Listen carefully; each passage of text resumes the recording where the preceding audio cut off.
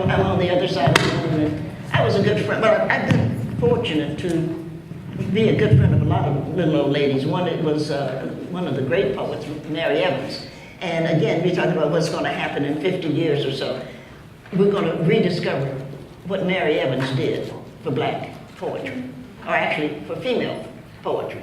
Because we keep looking at that. And of course, I mean, of course, but I'm very fortunate. I knew Rosa Parks. I knew a lot of older people that, and I guess you all do now. You sit there saying, she talking about we, she. I'm not sitting here saying anything, I'm like, talk more, yes.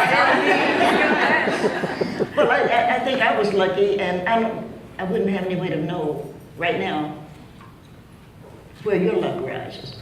That you're going to be meeting people, you're going to be hanging with people that it'll be another 40, 50 years before they have done something that you say, oh, I knew that person, or that person's on I'm going to let you talk, and I just say this one thing. It scared me.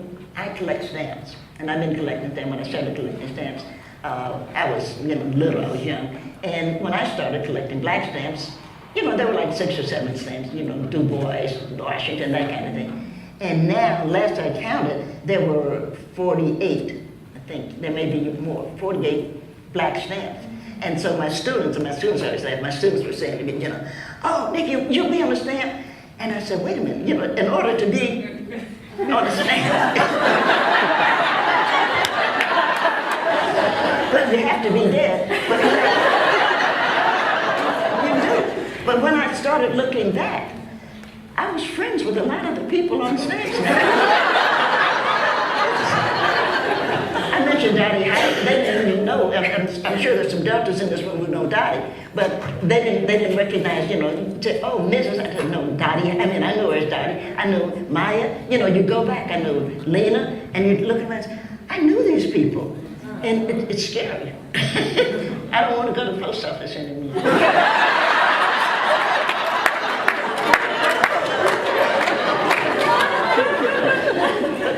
What made you decide to walk 1,000 kilometers? Oh, so for those of you who don't know, there was a huge genocide in Darfur. People, I guess, killed black people everywhere, but we couldn't go back home very often, so when we went back in August, I saw these giant billboards that said, security is the responsibility of all. And I looked at it and I was like, that's not right. And when you see something, you're just like, that doesn't sit right. And I felt, to me, that they were trying to pass security office peace.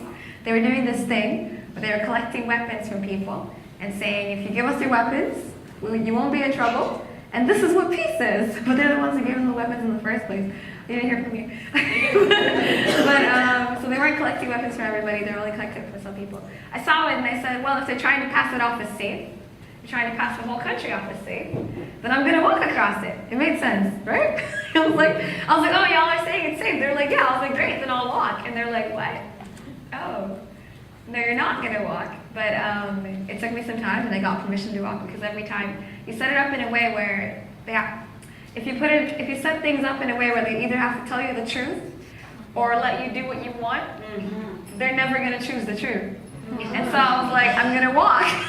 And they said, no, you're not. And I said, why? Is it not safe? They're like, no, it's safe. You can walk. And I was like, okay, great. And they said, who's going to walk with you? I said, people are going to walk with me. They said, there's no one's going to walk with you. I said, then I'll walk alone. So I call it the one girl walk, because when they started trying to control the messaging, you got to ask the one girl what it's all about. So anyway, the point is, I made it seem like I was this fragile girl who wanted to walk across Sudan. But really, I was plotting the whole time. So it worked out.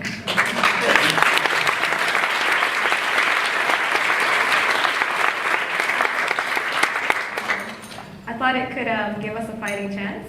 If we start to collectively define what peace is, then they can't pass off a definition of their own, because it's always the people in power who get to define, everything, the whole future, history, peace, whatever it is, they're the ones who define it. If you make it possible for everyone else to throw in their own definition too, it kind of throws their whole plan out of focus. Yeah. We were talking about this earlier, right? We all got the question, like, why and how do you speak truth to power? And I think, Miss Nikki, you were saying, like, whoever controls the story they're the one, right? Like if the lion learned to speak, we would know a very different hunter, a different story of the hunter. And so this idea that people in power try to control the narrative, and the moment you have to make them either tell you the truth or give you permission, all of a sudden you're the storyteller. You're almost taking over who's being told what, right? I couldn't agree more. Well, Jeb, I talk to myself so much, I don't want to overtalk the young, and I couldn't agree more. Because I'm interested, first of all, I would encourage any, and I do for my students also, everybody ought to learn as many languages as possible. And we sit around and we look at, and I read the King James Bible, and for those of us who aren't Christians, it means nothing. I mean, I'm not doing, but we need to look at that language again, to look at that Greek, to look at that Roman, and you go back to just a couple of words here, a couple of words there, and you begin to say, oh no, this was changed around. This is not the way it actually happened. I'm a big fan of Simon's, and that's a longer story. But of all of the people, there's a guy he's visiting from Syria, right? And he knows that this man that they're about to crucify is an innocent man. So, as a good man, he helps. And I think to this day, one of the reasons we dislike Syria is that Syria did the right thing several thousand years ago, and we didn't. Wow. And we're still, and we're still embarrassed about that. We're still trying to make it, fool like Donald, still trying to make it okay, and it's not. It's not. You knew that there was nothing wrong with Jesus, and you're sitting there, you're on Pilate's side. You spineless son of a bitch on Pilate's side, sitting there saying, I'll let the people decide. Well, you can't let the people decide. The people don't know shit. If the people knew something, where would you be?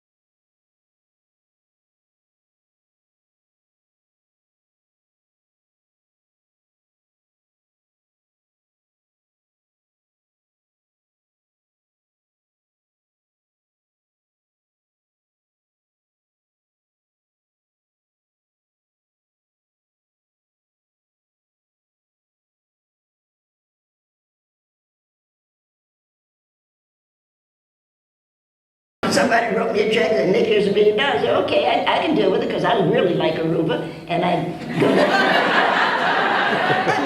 and I like oysters on a half shell, so I do half. And as I said, I'm 75, so how much longer? $1 million is only going to last so long. I enjoy it. But you youngsters have stories to tell, and it's important that for my generation now, because we did our job, it's important for you to tell your stories, don't you think?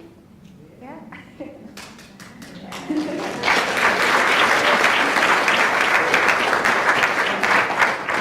But also who you carry, right? But I think it's important to tell the story, but also remember it's not your story alone. That's for me a lot of what I hear here, right? Like we've said the names of a lot of different women, even if they were only like our mom's names. But that a lot of these names don't get said often, and they don't get said in academia, and they weren't printed or published. And that my poems exist because of the women who told me stories, right? Of the women who remembered that through storytelling, you remember country, you build nation, you build family, right? That I love listening to you say all these women whose names maybe don't get said often, right? And that now I hear that, and I'm like, oh, this is someone I have to go look up. And then hopefully the next time I say her name, there's someone in the audience who's like, oh, this is someone I have to go look up. Right? That I hope our stories don't exist in silos. Oh, absolutely. I couldn't agree more. But also, as Black Americans, you're going to be different. Even though, yes, you are. I mean, there'd be another discussion. But as a Black American, speaking of who wasn't allowed, this we do share, to read and write. Well, that woman on that 10th day is not going to read and write. And she's going to be brought to America, she's going to be sold. And this is the woman that I'm going to say, I have to love her. Because whatever it is, she stayed. And she lived. And she loved. She loved me, she loved all of it. But she also made a community. And she built a school. And I'm glad you went to Yale, I'm proud of you. I went to Fisk, which I'm sorry you couldn't get into Fisk, but everybody can.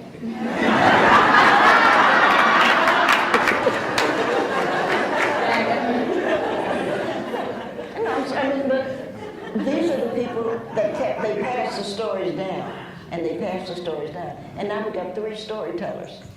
And the only thing you can't do, and I'll say this as an old lady, and to all of the writers in the room, the only thing you can't do is to let somebody correct your story. Yeah. It's your story.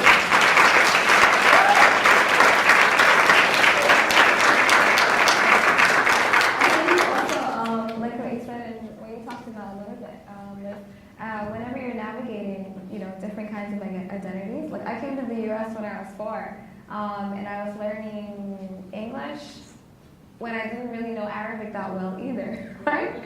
But I spent my kindergarten years not knowing how to speak to anyone, but I would engage by kind of trying to do my homework. It was just a really rough time.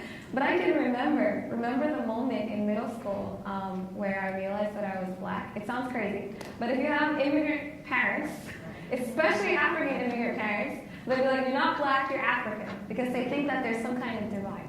When they come here, they realize and they recognize that there is a hierarchy and that you don't want to be black. And so my parents always said that. And so then when I was in school with my friends, they're talking about, what it's like to be black in America. And I was like, wait a second, guys, I think I'm black. And they're like, yeah, I guess, definitely. And I said, no, but they told me that black and African were different. And they're like, oh, you mean like you're African American, not American African? And then like they'd say these things. But in the end, I realized that when you're here, just like whether you're in college, either living somewhere for 4 years, or whether you're in a new job, you're in that place and you're living in that place. And even if you feel like you're temporarily there, you're still occupying that space. And so any space that you enter, you're able to influence it, even if you're there for a little bit. What I like to do, and what I try to do with storytelling, is I try to bring the people who I can't bring into that space physically, I try to bring them in with my words. And that's what I want you guys all to do wherever you go from now on. Yeah. Well, we know the one word that's coming to our language that's probably going to be here forever is biracial. And of course, we watched Meghan marry Prince Henry.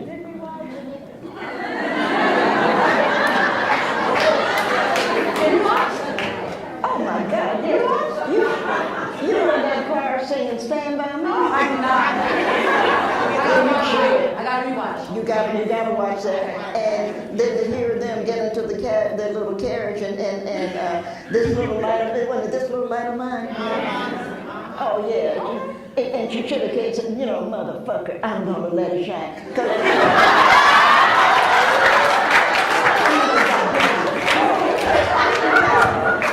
I'm so proud of her because it wasn't a question of Harry it wasn't a question of Harry and Meghan having sex.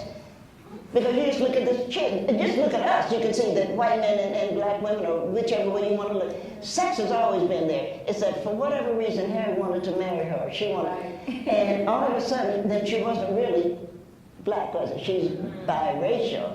And I was enjoying that. I said, no, Harry married a black woman. Now,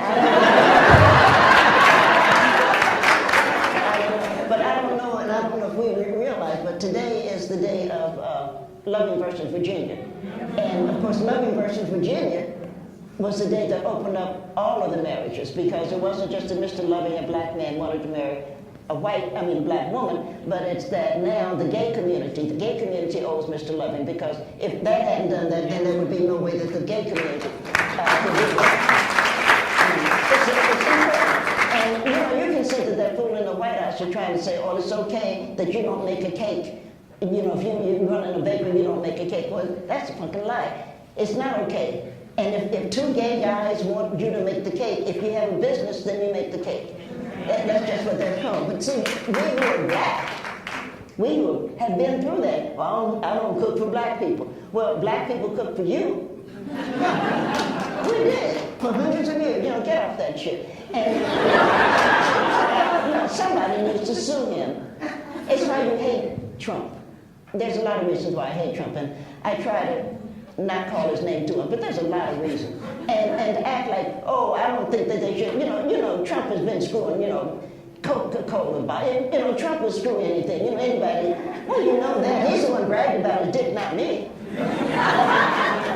And you get sick of things like a grown man talking about the size of his dick.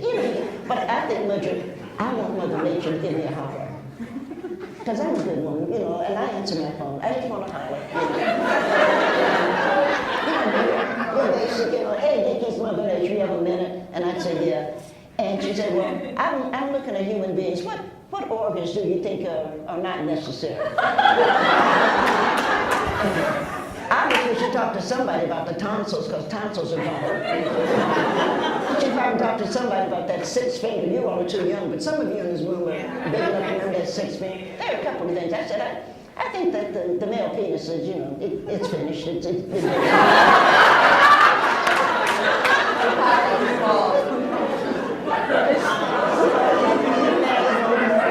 She's a married woman. You wake up one morning, honey, I lost my dick. And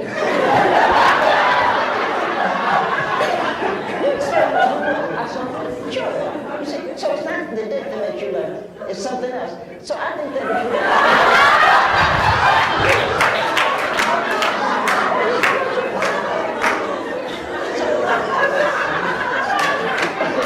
if we allow the male penis to go away, he might find out that there's something else that's likable about it. Because right now, the male thinks that it's his dick that makes him unlovable. And it's not. Actually, we're kind of tired of it.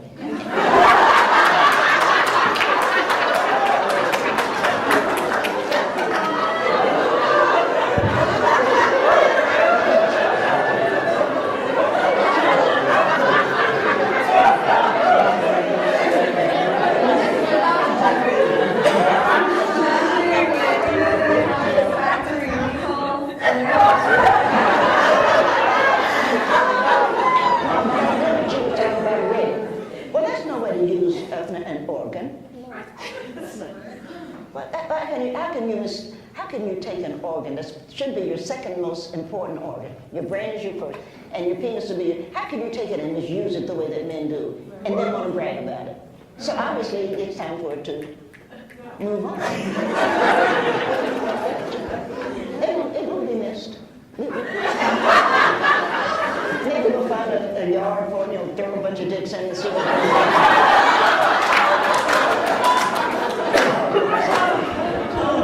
It's really funny how early these things start.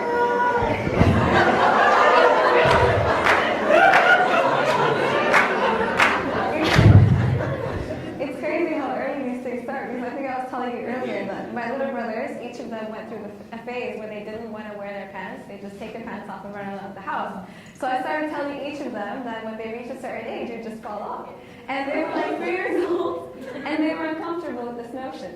And so I don't know what it is, but it's very, very early on. They understand that there's something, I don't know, some kind of correlation between their identity and their parts.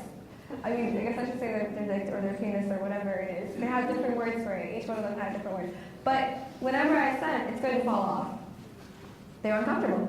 So here's the thing. How early do these things start? How early do you think we should start, conditioning these kids? Fair though. I'm not leaving. If at 3 years old you told me any part of my body was going to fall off, I would freak out. But then I think it's more about how we police bodies, right? That there reached an age when it was like your nakedness in this house is going to make people uncomfortable, right? Like you have to wear panties. They were now. outside though, that was all different. Right, but it's like, what is nakedness that we teach, like shame around nakedness, and we do it through fear?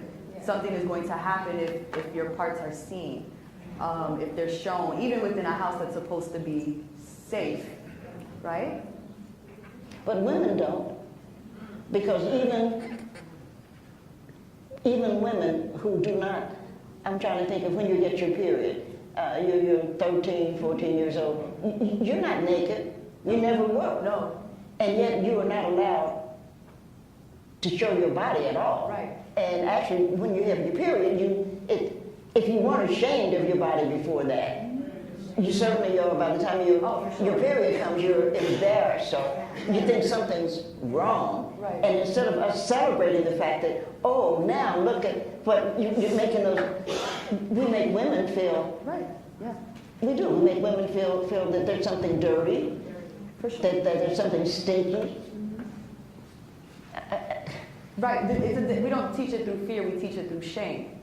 Right. That's true. Right. We teach your penis is gonna fall off. That's fear.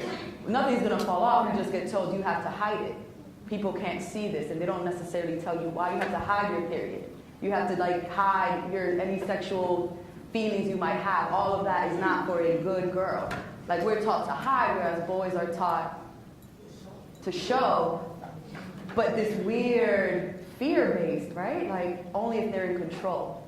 And it's not, I don't think it all comes from us because, you know, in, I guess like my culture, it's like we don't come from that background. Like back then there's places where you go when you need to deal with your crowd, so you don't want to deal with the stuff, you go with all the other girls. And yes, there is a separation, but I think it does come from men. One of my friends, she always says, you know, if we're supposed to be equal in the eyes of God, then why are we not equal in the eyes of men? And, you know, a lot of the rules that I see happening, or a lot of the ew, periods and stuff like that, you hear it even when you're in middle school, learning in health class. I remember that when we got to the part where we're talking about the female reproductive system, all the guys are always like, ew, do we have to talk about it? We just spent the whole time talking about contraceptives and sex and all this other stuff, and babies being born, and nobody complained until we got to the period. I don't think it's something that comes from us. How do we reclaim it? How do we get back to that space where it's not creepy anymore? That's a question of your generation. You know, I'm not, but I think it's a question that your generation has to answer. Because we're pushing, right? Like I think there are different ways of having these conversations. We're having these conversations. Mm-hmm. I think things are changing. We're demystifying and saying, why were we told this was taboo? Right? How many of these poems that are now getting into the hands of people and having these conversations because they've been had behind closed doors, or they've been had when you're already 30, and at this point, what does it matter that I was traumatized about my period? Like I've had it for 20 years now, or however long, right? So I think that having these conversations with younger women and telling, you know, I go into a lot of middle schools, and it scares me how many young women have beliefs that I was taught, right? And I'm like, it's been so long and we're still telling these stories. And they've never had a woman come in from the same background and say like, you don't have to be ashamed. Like there's nothing wrong with what you feel, there's nothing wrong with who you are, there's nothing wrong with your body, right? But they're not told that because they've been parented from places of fear. But now there's a kid who maybe has heard that from someone and is like, okay, maybe I don't have to be ashamed. And so I think just opening the doors and telling these stories and making sure that we're not just telling them to one another is where it starts. Yeah, you know, you got to crack an egg. And that's one of the things that almost never happens. I had a discussion fairly recently just because I have a breast cancer. That's a longer story, but I had breast cancer. And the right breast was removed, and I was laughing. I'm 75, so nobody don't miss the breast anyway. It's done all it's going to do. But I was asking a friend of mine, because I just couldn't remember. I said, what's important in an egg? It was just a question, you know, what's important in an egg? And she said, you know, the yolk. That you crack an egg, it's the yolk that's important. And I'm thinking, well, I've got a granddaughter, so she's coming down to visit. And the one thing I'm going to do is crack a few eggs. You know, let's look at what's important here. Right. It's the yolk, because that's what's going to produce the next whatever, the next life. So we have to look at that. But nobody looks at an egg like that. I don't know if I'm making sense. But everybody's like, you know, oh yeah, well it's just an egg. But it's not. The egg, that's what's important is that yolk. I was 70-something years old before I realized, oh yeah, it's the yolk. It has to be respected. The yolk has to be, it has to be respected. And we just don't, we need to do that. We need to respect it. That's what I'm trying to say. We need to respect the yoke. And I don't know what age. I know, I said it and I meant it when I said that. I think daughters are a good idea. I was a daughter, and my mother's dead now, but I was a daughter, and I wanted to be a good daughter. And I'm fortunate, and I think I have a decent son.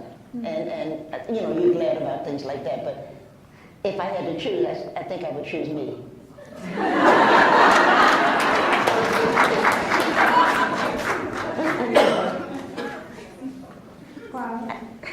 Because I think I'm a good daughter, and because my mother knew who to call when she needed something. Because she didn't need food or drink. I mean, she wasn't like that. She needed somebody. Because somebody that she cared about, whom I didn't. I think that Gus was a fool. I think my father was a fool. I would tell her that. She's gone now. She was sitting. Gus was a fool. But when she needed somebody to be on her side, she knew that I would do what I did, which was the next morning, pack up and go to her. Because she would have never called me if she didn't need me. My sister lived in Seattle, and she called me. She said, well, call me if you need something. Well, I knew that the reason that she called was that she needed a daughter. And she needed a daughter who's not going to judge her, who's not going to have it. We're not going to do any of that. The past is gone. What we're going to do now is what you need to do. We're going to find a way to make this thing work. And when this man dies, because we knew he was, we're going to bury him, and we're going to have a good life. And that's why. That's why you want a daughter, because daughters don't judge you.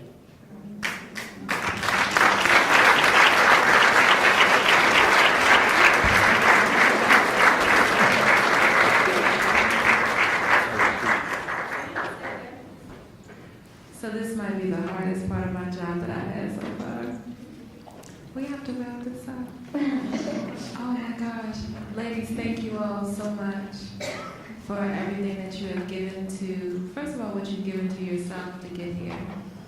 Whatever it was that got you here, no matter how up, down it was, we thank you that you're here, which you have given to each other today, and what you have given to this